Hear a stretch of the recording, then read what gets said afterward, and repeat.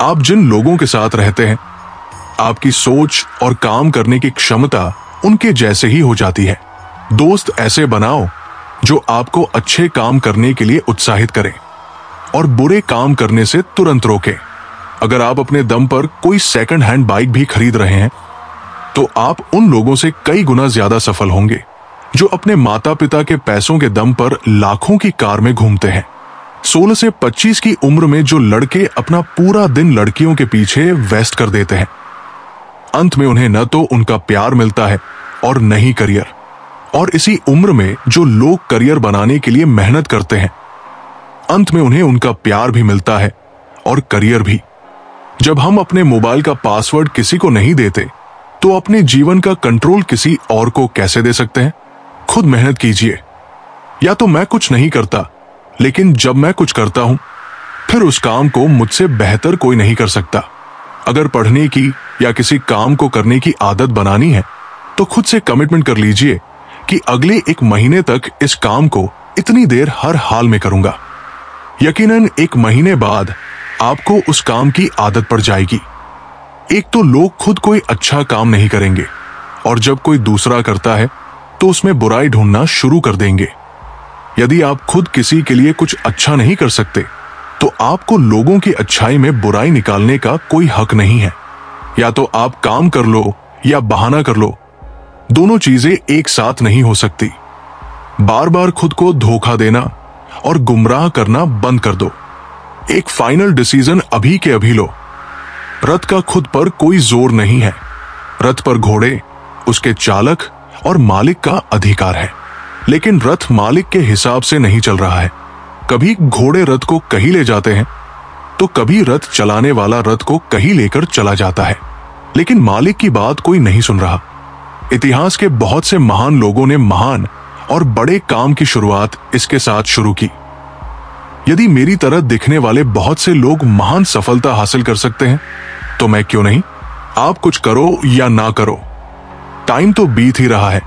अगर टाइम बीत ही रहा है, तो इसका उपयोग किसी बेहतर काम में करो। आलसी बनने से काम नहीं चलने वाला। हमेशा अपना सर्वश्रेष्ठ प्रदर्शन करें, चाहे आपके दर्शकों की संख्या कितनी भी हो।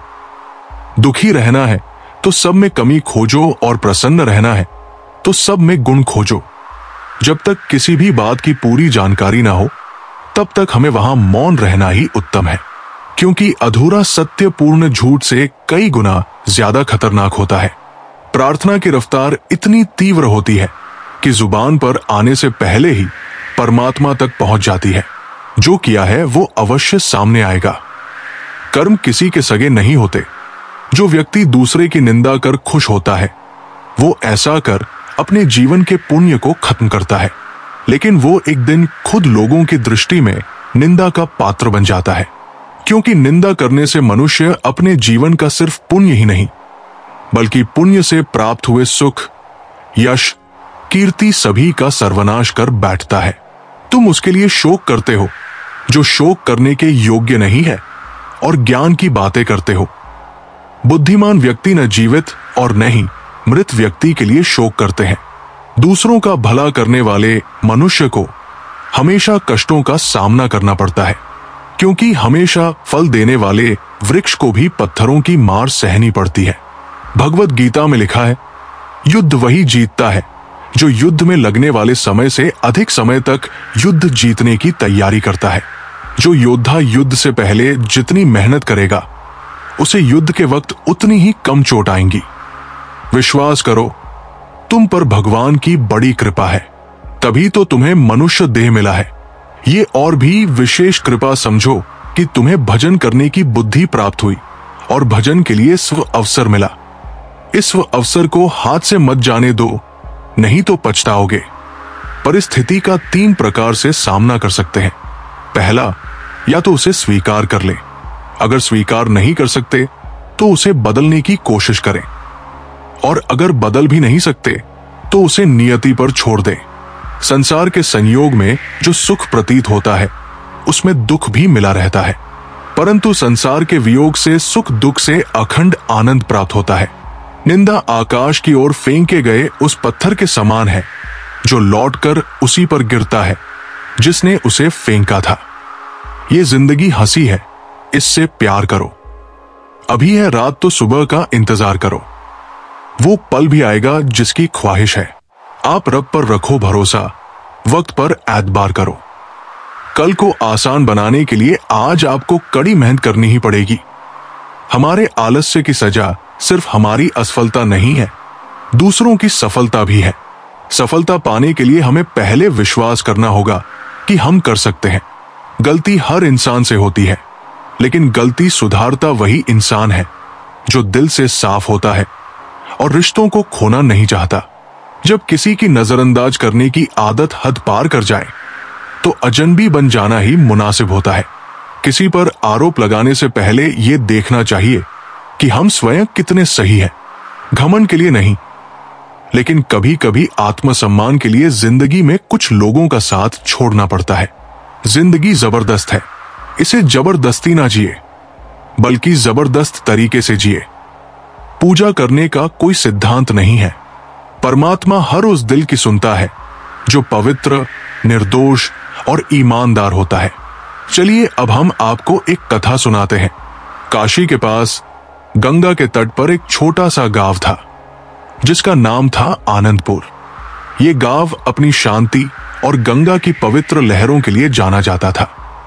गांव के बाहर एक प्राचीन पीपल का पेड़ था जिसके नीचे एक छोटा सा आश्रम था। इस आश्रम में संत आनंद मूर्ति रहते थे। संत आनंद मूर्ति की सादगी और उनकी गहरी बातें लोगों के दिलों को छूती थी। उनकी आंखों में एक ऐसी चमक थी मानो वे संसार के सारे रहस्य जानते हों। लोग कहते थे कि उनकी एक बात मन के सारे संदेह मिटा देती है, लेकिन संत जी सबसे मिलते नहीं थे। वे केवल उनसे बात करते थे जिनके मन में सच्ची जिज्ञासा और विश्वास की प्यास होती थी। आनंदपुर में एक युवक रहता था जिसका नाम था मयंक। मयंक 32 साल का था और एक शिक्षक था। वो गांव के छोटे से ऊल में बच्चों को पढ़ाता था। मयंक का स्वभाव शांत था और वो बच्चों से बहुत प्यार करता था, लेकिन उसके मन में एक गहरी उदासी थी। कई साल पहले उसके नौकरी की तलाश में शहर गया था, लेकिन वहां उसे धोखा मिला। एक कंपनी ने उससे मेहनत करवाई और फिर बिना वेतन दिए निकाल दिया। उस घटना ने मयंक के मन में विश्वास की कमी पैदा कर दी। वो अब न किसी पर भरोसा करता था, न ही अपने सपनों पर। वो सोचता था दुनिया झूठ और स्वार्थ से भरी है, मेहनत का कोई फल नहीं मिलता। एक दिन मयंक स्कूल से लौट रहा था जब उसकी मुलाकात एक बूढ़े साधु से हुई। साधु ने उससे पानी मांगा। मयंक ने अपनी बोतल से पानी दिया और साधु से बात करने लगा। साधु ने कहा, बेटा, तुम्हारे चेहरे पर उदासी है, क्यों न तुम संत आनंद मूर्ति से मिलो, वे तुम्हें रास्ता दिखा सकते हैं। मयंक को यह सुझाव बेकार लगा। उसने सोचा, संत महात्मा तो बस कहानियों में होते हैं, वे मेरी परेशानियां क्या समझेंगे। लेकिन साधु की बात उसके मन में अटक गई। उस रात वो सो नहीं पाया और सुबह सुबह आश्रम की ओर चल पड़ा। आश्रम में एक शांत माहौल था। कुछ शिष्य गंगा के किनारे ध्यान कर रहे थे और हवा में अगरबत्ती की हल्की खुशबू तैर रही थी। मयंक ने एक शिष्य से पूछा, संत जी कहाँ हैं? शिष्य ने कहा, वे गंगा के तट पर बैठे हैं, लेकिन पहले अपने मन को तैयार कर लो। संत जी संदेह से भरे मन से नहीं मिलते। मयंक गंगा के किनारे गया। वहां संत आनंद मूर्ति एक पत्थर पर बैठे थे। उनके हाथ में एक माला थी और उनकी आंखें गंगा की लहरों में खोई थी। मयंक ने झिझकते हुए कहा, नमस्ते, मैं मयंक हूं, मुझे आपसे कुछ सवाल पूछने हैं। संत ने मुस्कुराते हुए कहा, मयंक, बैठो, सवाल मन का बोझ है, पहले ये बताओ तुम्हारा मन इतना उदास क्यों है? मयंक ने अपनी सारी कहानी सुनाई। कैसे उसे शहर में धोखा मिला, कैसे उसने मेहनत की लेकिन कुछ हासिल नहीं हुआ, और कैसे अब वो किसी पर विश्वास नहीं करता। उसने कहा, संत जी, मैं बच्चों को पढ़ाता हूं, लेकिन मुझे लगता है कि मेरा जीवन बेकार है। मैं मेहनत करता हूं, लेकिन मुझे डर है कि फिर से धोखा मिलेगा। मैं विश्वास कैसे करूं? संत ने गंगा की ओर इशारा किया और कहा, देखो गंगा कितनी उदार है, वो सबको पानी देती है, संत को, पापी को, पशु को, पक्षी को। वो बिना ये सोचे बहती है कि उसे क्या मिलेगा। तुम भी अपने मन को ऐसा बनाओ। विश्वास का मतलब है अपने दिल को खोलना, भले ही दुनिया तुम्हें धोखा दे। मयंक ने कहा, लेकिन संत जी, अगर मैं फिर से विश्वास करूं और मुझे धोखा मिले तो मैं फिर टूट जाऊंगा। संत ने हंसते हुए कहा, मयंक, टूटना बुरा नहीं, टूटने से तुम्हें अपनी ताकत का पता चलता है। विश्वास एक बीज है, तुम उसे बोते हो और समय के साथ वो पेड़ बनता है। हाँ, कभी कभी आंधी आती है, लेकिन जो बीज बोया गया है वो फिर से उगता है। मयंक ने पूछा, तो मैं अपने मन का डर कैसे दूर करूं? मयंक ने पूछा, तो मैं अपने मन का डर कैसे दूर करूं? मैं चाहता हूं कि मेरा मन फिर से सपने देखे, लेकिन हर बार पुरानी बातें मुझे रोक लेती हैं। संत ने कहा, डर को दूर करने का पहला कदम है अपने आप पर विश्वास। तुम अपने मन को दोष देते हो, लेकिन तुमने उसे कभी समझने की कोशिश नहीं की। हर दिन थोड़ा समय अपने लिए निकालो, अपनी सांसों पर ध्यान दो, अपने विचारों को देखो।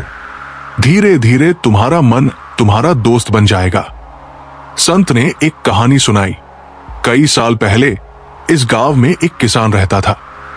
वो बहुत मेहनती था, लेकिन एक साल बाढ़ ने उसकी सारी फसल बर्बाद कर दी। वो निराश हो गया और सोचने लगा कि अब वो कभी खेती नहीं करेगा। एक दिन वो मेरे पास आया और बोला, संत जी, मैंने मेहनत की, फिर भी सब कुछ खो गया। अब मैं क्या करूं?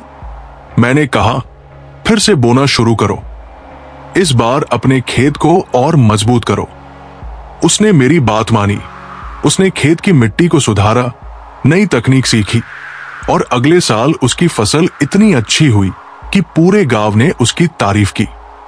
उसने कहा, संत जी, मैंने सीखा कि मेहनत कभी बेकार नहीं जाती।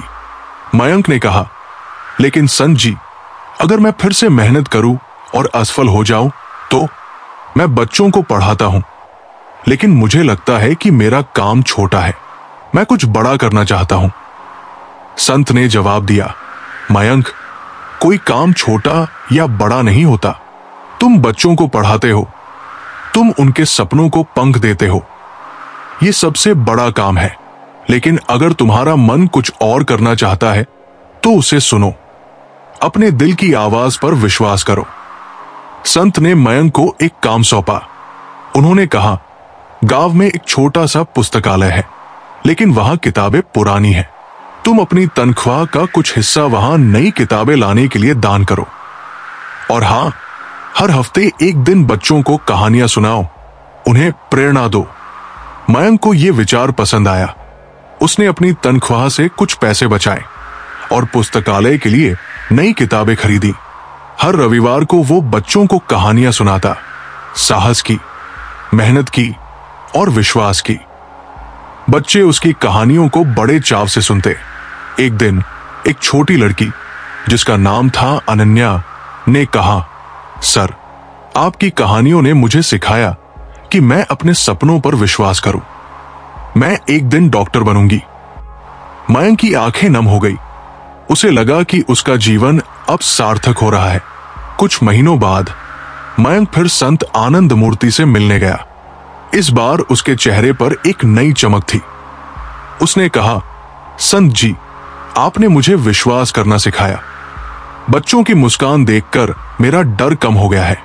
मैं अब एक बड़ा पुस्तकालय बनाना चाहता हूं, जहां गांव के बच्चे मुफ्त में पढ़ सके। संत ने मुस्कुराते हुए कहा, मयंक, तुमने अपने मन का डर जीत लिया, लेकिन याद रखो, यह रास्ता आसान नहीं होगा। तुम्हें धैर्य और विश्वास चाहिए।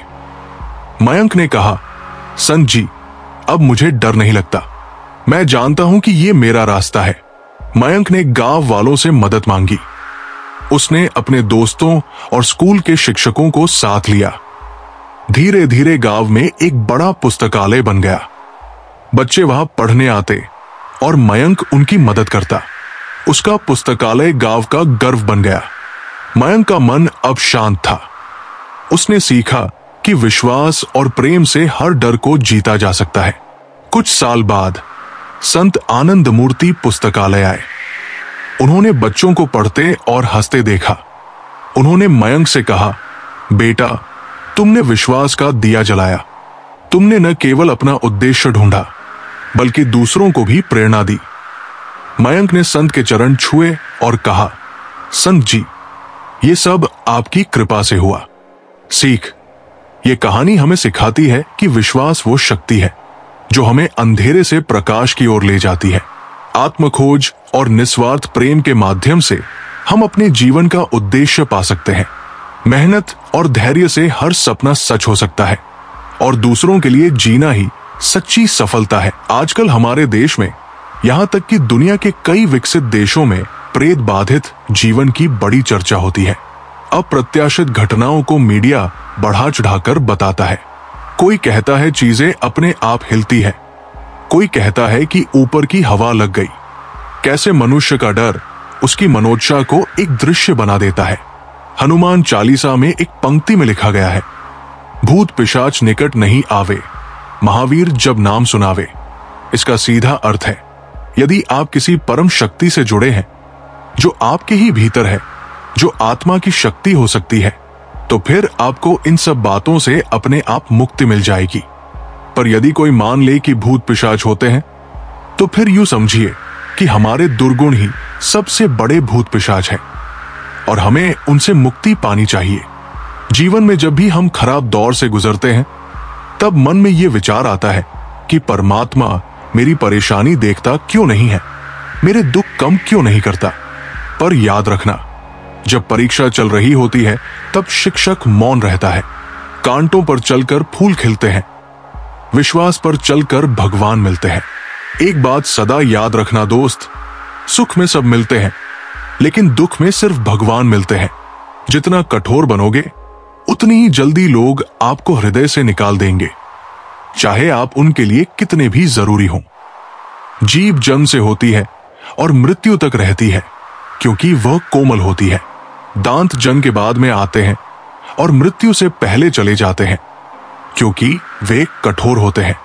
मूर्ख की संगत नहीं करनी चाहिए। मूर्खों की संगत से केवल दुख, समस्या और अशांति ही मिलती है।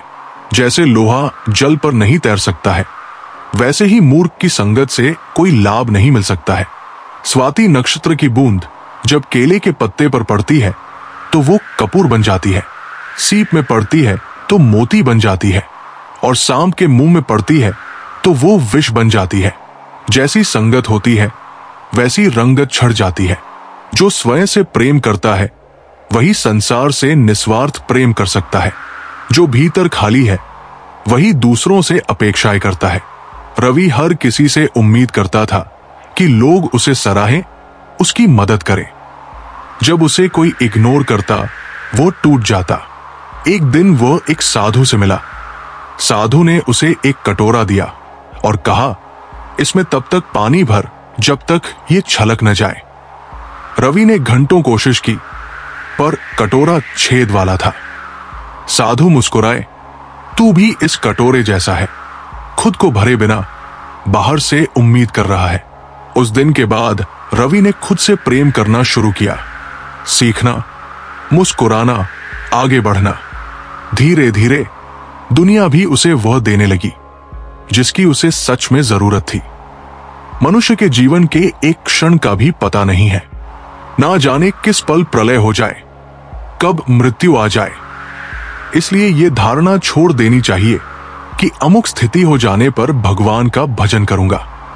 अभी जो जिस अवस्था में है उसे उसी अवस्था में भगवान की कृपा का आश्रय करके साधना आरंभ कर देनी चाहिए। आधे क्षण का भी विलंब नहीं करना चाहिए। एक वक्त की बात है, एक बहुत बड़ी कंपनी थी और वो कंपनी बहुत ही घाटे में चल रही थी। इस बात से उस कंपनी का मालिक और उस कंपनी के सारे लोग बहुत परेशान थे, क्योंकि जब कंपनी की तरक्की नहीं हो रही थी तो उनकी भी तरक्की नहीं हो पा रही थी। अब उस कंपनी के सारे लोग इस बात से परेशान थे कि आखिर किस वजह से हमारी कंपनी की तरक्की रुक गई है। सारे लोग उस वजह को ढूंढने में लगे थे। एक दिन उस कंपनी के मालिक ने सभी लोगों की टेबल पर एक लेटर रख दिया। जब सारे लोगों ने उस लेटर को खोलकर देखा तो उसमें लिखा था कि इतने दिनों से जो हमारी कंपनी की तरक्की नहीं हो पा रही थी, उसकी वजह हमारी ही कंपनी का एक इंसान था जिसकी आज मृत्यु हो चुकी है। अब हम सब लोग उस इंसान के घर पर जा रहे हैं।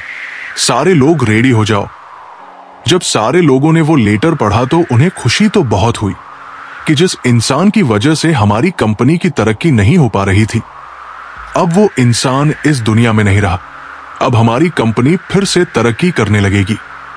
लेकिन वे सारे लोग थोड़ा दुखी भी हुए कि जो भी था वो हमारी कंपनी का इंसान था और आज उसकी मृत्यु हो गई।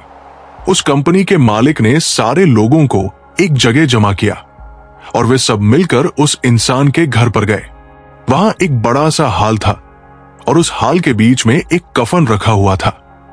अब उस कंपनी के सारे लोग एक एक करके उस कफन के पास जा रहे थे और उस इंसान को देख रहे थे।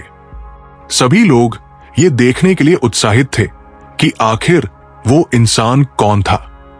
जो समय को साध लेता है वही जीवन को साध लेता है। देर से उठने वाला अवसर को खो देता है और अवसर किसी का इंतजार नहीं करता। अमन हर बार सोचता, कल से मेहनत करूंगा, कल से जागूंगा। एक दिन उसे एक बूढ़े माली ने बगीचे में रोपते देखा और पूछा, क्या तुमने कभी सोचा कि अगर पौधा बोने में देर हो जाए तो फल भी देर से मिलेगा? अमन को जैसे बिजली का झटका लगा। उसने उसी दिन से देर करना छोड़ दिया। उठना, काम करना, सीखना, हर दिन आज का काम आज। कुछ सालों बाद वही अमन अपने दोस्तों में सबसे सफल बना। वो जान चुका था, जो समय पर नहीं जगे उनका सपना समय लूट लेता है।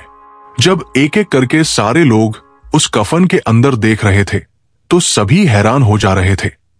उस कफन में कोई इंसान नहीं था, बल्कि एक मिरर रखा हुआ था जिसमें उन सारे लोगों को अपनी ही शक्ल नजर आ रही थी। इस कहानी से हमें यह सीख मिलती है कि हमारी जिंदगी में हम जिस भी पोजीशन पर हैं, वो हम किसी और की वजह से नहीं, बल्कि अपनी खुद की वजह से हैं। हम बहुत सी बार अपनी परिस्थितियों को दोष देते हैं, मजबूरी को दोष देते हैं, लेकिन हम ये नहीं सोचते कि आज हम जो मजबूर हैं, आज हम पर जो हालात हैं, वो भी हमारी खुद की वजह से हैं। हम हमेशा अपने काम को कल पर टालते रहते हैं। काम करने का अभी मूड नहीं है, ये सब बहाने देकर हम खुद को ही कभी आगे बढ़ने नहीं देते। अगर हम अपने काम में अपना 100% नहीं देंगे तो हमारी तरक्की कभी नहीं हो सकती। सपने तो हम बहुत बड़े बड़े देख लेते हैं, लेकिन बाद में हमें खुद पर ही शक होने लगता है कि क्या ये मेरे सपने सच हो पाएंगे? क्या मैं इन सपनों को सच कर पाऊंगा? ये शक हमारे दिल में इसीलिए पैदा होता है क्योंकि हमें खुद पता होता है कि मैं अपना सारा दिन किन चीजों पर लगा रहा हूं। हमें रोज रात में गिल्ट महसूस होता है कि मैंने आज का दिन भी बर्बाद कर दिया, वेस्ट कर दिया और काम के नाम पर कुछ नहीं किया। अगर आप भी चाहते हो कि आपको गिल्ट महसूस ना हो, तो आपको उन बहानों को साइड में रखकर अपने काम पर फोकस करना पड़ेगा। कहते हैं ना, मेहनत इतनी खामोशी से करो कि कामयाबी शोर मचा दे। जीवन में कितना भी बड़ा दुख क्यों ना आ जाए, अगर उसको ठीक कर पाना आपके बस में नहीं है तो 5 मिनट से ज्यादा दुखी मत होना और आगे बढ़ जाना।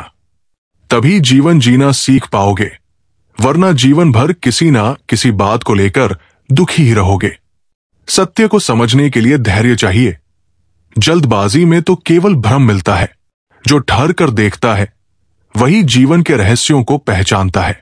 विवेक हमेशा जल्दी में निर्णय लेता, कभी जॉब बदलता, कभी रिश्ते तोड़ता, हर बार उसे पछताना पड़ता। एक दिन गांव के एक वृद्ध ज्ञानी ने उसे नदी के किनारे बुलाया और कहा, पानी को देखो, जब तूफान आता है तो वो मच जाता है, पर जब वो शांत होता है तो अपनी गहराई दिखाता है। विवेक ने समझा कि उसका जीवन भी वैसा ही है। उसने जल्दबाजी छोड़ दी, सोच समझकर कदम उठाने लगा। धीरे धीरे वो अपनी गलतियों से मुक्त हो गया और एक ऐसा जीवन जीने लगा जिसमें ठहराव और सफलता दोनों थे। अपने सपनों को पूरा करने के लिए एक निश्चित योजना बनाएं और उस पर कार्य तुरंत शुरू कर दें। फिर चाहे इस योजना को शुरू करने के लिए तैयार हो या न हो, आप जिन लोगों के साथ रहते हैं, आपकी सोच और काम करने की क्षमता उनके जैसी ही हो जाती है। दोस्त ऐसे बनाओ जो आपको अच्छे काम करने के लिए उत्साहित करें और बुरे काम करने से तुरंत रोकें।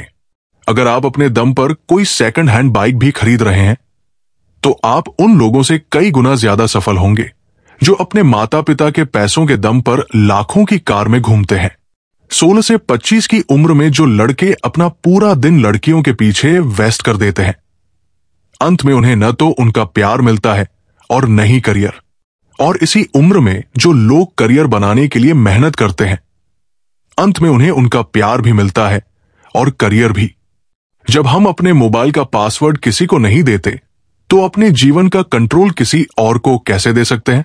जिसे अपने कर्म पर विश्वास होता है, उसे परिणाम की चिंता नहीं होती, क्योंकि वो जानता है कि बीज बोया है तो फल अवश्य आएगा। श्रेया ने नया बिजनेस शुरू किया, पर हर महीने उसे यही डर सताता, अगर फ्लॉप हो गया तो। एक दिन उसके गुरु ने एक बीज उसकी हथेली पर रख दिया और कहा, इसे जमीन में डालो, पानी दो, पर हर रोज इसे खोद कर मत देखो कि अंकुर आया या नहीं। श्रेया हंस पड़ी और समझ गई। उसने नतीजों की चिंता छोड़ दी, पूरी लगन से काम किया। कुछ महीनों में ही उसका बिजनेस फलने फूलने लगा। उसे अब यकीन हो चुका था, जब कर्म शुद्ध हो तो परिणाम की चिंता करना मूर्खता है। जब कोई व्यक्ति अपनी समस्या को आपके सम्मुख रखता है, तब वो आप पर ईश्वर के जैसे पूर्ण विश्वास रखता है। पेड़ के नीचे रखी भगवान की टूटी मूर्ति को देखकर समझ आया कि परिस्थिति चाहे जैसी भी हो, पर कभी खुद को टूटने नहीं देना, वरना ये दुनिया जब टूटने पर भगवान को घर से निकाल सकती है, तो फिर हमारी तो औकात ही क्या है। भले ही लड़ लेना, झगड़ लेना, पिट जाना, पीट देना, मगर बोलचाल बंद मत करना, क्योंकि बोलचाल के बंद होते ही सुलह के सारे दरवाजे बंद हो जाते हैं। गुस्सा बुरा नहीं है, गुस्से के बाद आदमी जो बैर पाल लेता है वो बुरा है। गुस्सा तो बच्चे भी करते हैं, मगर बच्चे बैर नहीं पालते। वे इधर लड़ते झगड़ते हैं और उधर अगले ही क्षण फिर एक हो जाते हैं। कितना अच्छा रहे कि हर कोई बच्चा ही रहे। जो मुस्कुरा रहा है उसे दर्द ने पाला होगा, जो चल रहा है उसके पांव में छाला होगा। बिना संघर्ष के इंसान चमक नहीं सकता यारों, जो जलेगा उसी दिए में तो उजाला होगा। उदास होने के लिए उम्र पड़ी है, नजर उठाओ, सामने जिंदगी खड़ी है। अपनी हंसी को होठों से ना जाने देना, क्योंकि आपकी मुस्कुराहट के पीछे दुनिया पड़ी है। करने दो बकवास उन्हें जो करते हैं। खाली बर्तन और खाली दिमाग हमेशा आवाज करते हैं। मनुष्य की मानवता उसी वक्त नष्ट हो जाती है जब उसे दूसरों के दुख पर हंसी आने लगती है। सुख में मनुष्य ईश्वर को याद नहीं करता, जब दुख में होता है तभी याद करता है, क्योंकि दुख में हम जिम्मेदारी दूसरों पर डाल देते हैं और सुख में जिम्मेदारी खुद ले लेते हैं। जब से मुझे पता चला कि मखमल के गद्दों पर सोने वालों के सपने नंगी जमीन पर सोने वालों के सपनों से मधुर नहीं होते, तब से मुझे प्रभु के न्याय में और दृढ़ श्रद्धा हो गई। एक अच्छे इंसान को धोखा देना हीरे को फेंकने और चट्टान को उठाने के समान है। सुंदरता आपकी दृष्टिकोण में होती है। किसी को कीचड़ में खिला कमल भी लुभाता है और किसी को चांद में भी दाग नजर आते हैं। आप किसी का भाग्य नहीं बदल सकते, लेकिन अच्छी प्रेरणा देकर किसी का मार्गदर्शन तो कर ही सकते हैं। श्री कृष्ण कहते हैं, जीवन में कभी मौका मिले तो सारथी बनना, स्वार्थी नहीं। एक गांव में एक जवान लड़का रहता था और वो अपने आलस्य व कामचोरी के लिए मशहूर था। सभी गांववासी उसे आलसी कहकर ही पुकारते थे, क्योंकि वो पूरे दिन एक पेड़ के नीचे पड़ा रहता और लेटे लेटे वो अपने भविष्य के बारे में सोचता और अच्छे अच्छे सपने देखता। उसके दिन ऐसे ही आलस में गुजर रहे थे। लेकिन एक दिन उस गांव में एक साधु आए, जो कि अगले 3 दिनों तक वही ठहरने वाले थे। वे दिन भर लोगों से चंदा लेते, उपदेश देते और रात में गांव के बाहर बने मंदिर में आराम करते। साधु जब भी दान लेने जाते और रात को लौटते तो हर बार उस जवान लड़के को उसी पेड़ के नीचे लेटा हुआ पाते। 2 दिनों तक ये सब देखने के बाद वे समझ गए कि ये लड़का मानसिक आलस का गुलाम है। तीसरे दिन जब वे वापस लौट रहे थे, वे उस लड़के के पास गए जो अब भी वही लेटा हुआ था। साधु ने कहा, बेटे, मेरे पास तुम्हारे लिए एक काम है। मैं चाहता हूं कि तुम उस पहाड़ी की चोटी तक जाओ और वहां से मेरे लिए एक पंख लेकर आओ। लड़के ने लेटे लेटे ही अपना सिर उठाया और पहाड़ी की ओर देखा, फिर साधु की ओर उपहास से कहा, यह असंभव है। मैं उस पहाड़ी के ऊपर तक नहीं जा सकता। मैं बहुत आलसी हूं। साधु मुस्कुराए और बोले, अरे, मुझे जिस पंख की तलाश है वो इस पहाड़ी की चोटी पर भी नहीं मिलेगा। वो तो इस पहाड़ी के दूसरी तरफ एक गुफा के अंदर मिलेगा, जिसके लिए इस पहाड़ी के शिखर तक चढ़कर फिर नीचे उतरना होगा। लेकिन वो कोई साधारण पंख नहीं है। वो रेर और सुंदर पंख है जो रोशनी बिखेरता है। साधु की बातों से लड़के के अंदर उत्सुकता जाग गई। उसने ऐसे पंख के बारे में पहले कभी नहीं सुना था। रोमांचक सफर की कल्पना से वो भीतर से उत्साहित हो गया। उसने साधु की चुनौती स्वीकार की और पहाड़ी की ओर चल पड़ा। चढ़ाई बहुत लंबी और मुश्किल थी। जल्द ही उसका शरीर थकने लगा, सांस फूलने लगी और पसीना बहने लगा, लेकिन फिर भी वो चलता रहा। जैसे जैसे वो ऊपर चढ़ता गया, उसे एक अनोखी खुशी महसूस होने लगी। आखिरकार जब वो कड़ी मेहनत के बाद शिखर पर पहुंचा, वो पूरी तरह से थक चुका था, लेकिन उसके चेहरे पर विजेता जैसी मुस्कान थी। उसने नीचे देखा, बहुत ही मनमोहक दृश्य था। अब असली चुनौती थी नीचे उतरने की और उस गुफा को खोजने की जिसमें वो पंख रखा हुआ था। ढलान गहरी थी, डर भी था, लेकिन साधु से किए वादे की वजह से वो आगे बढ़ता रहा। काफी खोजबीन के बाद अंततः वो गुफा तक पहुंचा। वहां उसने पंख को चमकते हुए पाया। ऊपर की सुराग से आती रोशनी उसे और भी अद्भुत बना रही थी। वो उस पंख को उठाकर काफी देर तक देखता रहा, लेकिन फिर उसे याद आया, मुझे तो ये पंख वापस लेकर भी जाना है। वो चिंता में पड़ गया कि अब कैसे लौटेगा। एक पल को वो हार मानने लगा, लेकिन फिर उसे उस आत्मसंतोष की याद आई जो शिखर पर जाकर महसूस हुई थी। उसे एहसास हुआ कि वो इस सफर को दोबारा भी पूरा कर सकता है। वो दोबारा पहाड़ी पर चढ़ने लगा। कमजोरी, दर्द और थकान के बावजूद वो चलता रहा। कई बार गिरा, फिर उठा, लेकिन उसने हार नहीं मानी। आखिरकार घंटों की कड़ी मेहनत के बाद जब वो साधु के पास पहुंचा और उनके हाथ में पंख रखा, तो उसकी खुशी का ठिकाना न रहा। साधु मुस्कुराए और बोले, बहुत बढ़िया मेरे बच्चे, आज तुमने जीवन का एक बहुत महत्वपूर्ण सबक सीखा है। आलस कोई ऐसी चीज नहीं जिसे स्वीकार कर लिया जाए। ये एक चुनौती है जिसे पार करना होगा। इसके लिए पहला कदम खुद उठाना होगा और अपने मकसद की ओर निरंतर चलना होगा जब तक मंजिल मिल न जाए। लड़के ने साधु की बातों को समझा और सिर हिला दिया। उसे एहसास हुआ कि वो हमेशा से बड़ी और महान चीजें कर सकता था, पर उसका आलस्य उसे रोकता रहा। अब वो जान चुका था कि उसके अंदर किसी भी बाधा को पार करने की शक्ति और क्षमता है। इसके बाद साधु ने उसे आशीर्वाद दिया और गांव से चले गए। सीख, मकसद चाहे कितना भी असंभव लगे, अगर हम उसे पूरा करने के लिए खुद को तैयार करें, तो हम अपने अंदर छिपी शक्ति और साहस की खोज कर सकते हैं। आलस्य को हराने के लिए खुद को चुनौती दें, बड़ा सपना देखें और फिर लगातार मेहनत करते रहें। बाधाएं आएंगी, असफलताएं होंगी, लेकिन हिम्मत और अनुशासन से सब संभव है।